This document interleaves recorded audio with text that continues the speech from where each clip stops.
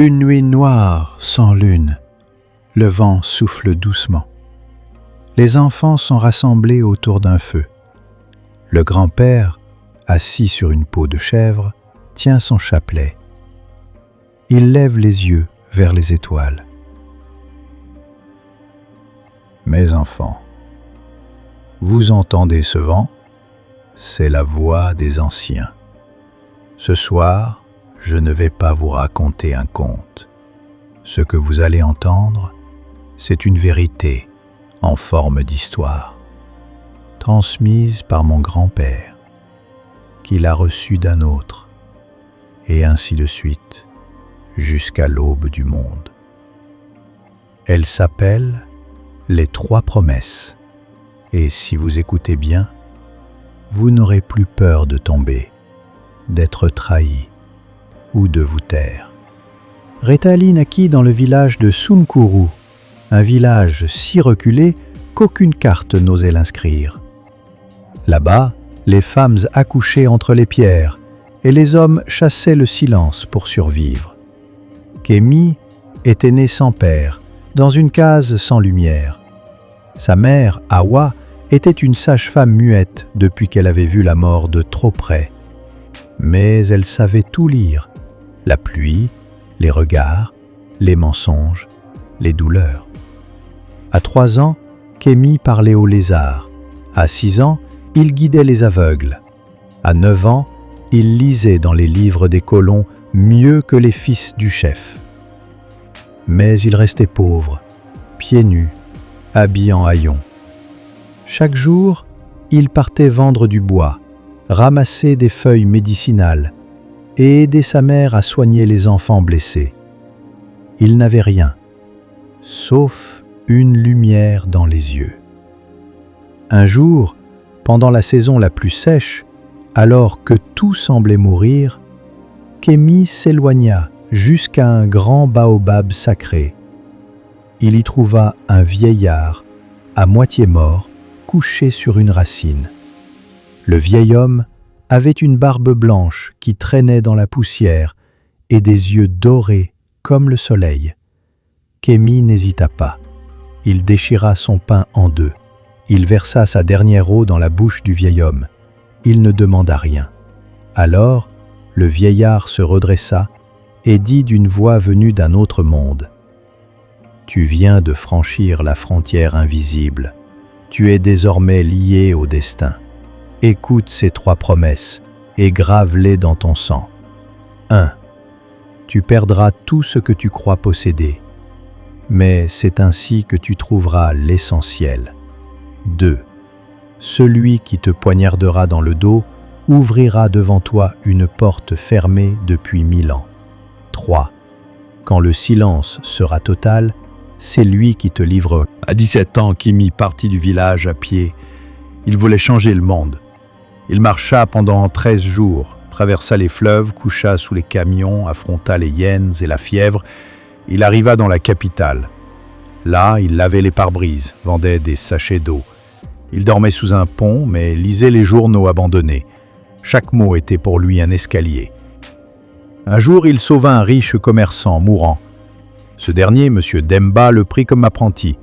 Kémi, en 3 ans, passa de balayeur à gestionnaire. Puis il créa son propre commerce. Puis il inventa un système d'importation plus efficace. Il ouvrit des bureaux à Lagos, à Accra, à Paris. À 30 ans, il était l'un des Africains les plus influents d'Europe. Mais quelque chose en lui s'était refroidi. Kémi épousa Claire, fille d'un ambassadeur français. Elle était intelligente, belle, mais méprisait les traditions africaines. Kémi, pour lui plaire, cessa de prier, de parler wolof, de visiter sa mère. Il se faisait appeler Kevin. Il rasait sa barbe.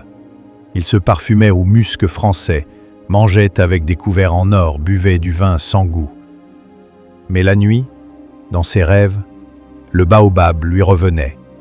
Une nuit, un incendie provoqué par une négligence détruisit tout. La maison, les papiers, les souvenirs, puis un détournement bancaire orchestré par son bras droit, Lucas, fit fuir les investisseurs. Claire demanda le divorce. Les médias titrent « L'Empire africain qui n'était qu'une illusion ». Kémy perdit tout. Il erra dans les rues de Paris, invisible. Il mangea dans les poubelles de ceux qu'il nourrissait jadis. Et là, il entendit la première promesse murmurée dans son cœur. « Tu perds tout, pour tout gagner. » Il revint en Afrique. Sa mère était mourante. Elle le regarda et dit « Tu es enfin revenu. » Elle mourut cette nuit-là, paisible. Kémy resta. Il se fit oublier. Il planta des arbres, il éleva des orphelins. Il fonda une école, un hôpital, une maison pour les femmes battues. Il ne parlait plus dans les conférences. Mais les enfants l'appelaient « Père du nouveau jour ». Un jour, un jeune homme qu'il avait élevé, Bakary, l'accusa de trafic. Les policiers l'arrêtèrent. En prison, il tomba malade. Il refusait de parler. Il méditait. C'est là qu'arriva Michel, un juge français à la retraite, venu faire du bénévolat. Michel, en étudiant son cas, découvrit la vérité. Bakary était manipulé par une entreprise occidentale qui voulait la terre du village de Kémy. Michel l'aida à sortir. Puis ils fondèrent ensemble une alliance Afrique-Europe pour la justice et la vérité. Kémy se rappela alors « Celui qui te trahit t'ouvre une porte ». À 85 ans, Kémy retourna sous le baobab de son enfance. Il s'assit, ferma les yeux. Le vent souffla. Les insectes se turent. Même les souvenirs s'arrêtèrent. Et dans ce silence pur, une voix douce résonna dans son cœur. Tu as aimé sans condition. Tu as donné sans attendre. Tu as pardonné sans humilier. Tu es devenu ce que les dieux attendent d'un homme. Kémy sourit. Son dernier souffle fut un murmure que seuls les oiseaux entendirent. Aujourd'hui, des orphelinats portent son nom, des ponts aussi, mais surtout des cœurs. On dit que si tu vas sous le baobab la nuit, tu entendras 3 phrases soufflées par le vent, et qu'un jour, toi aussi, tu recevras 3 promesses.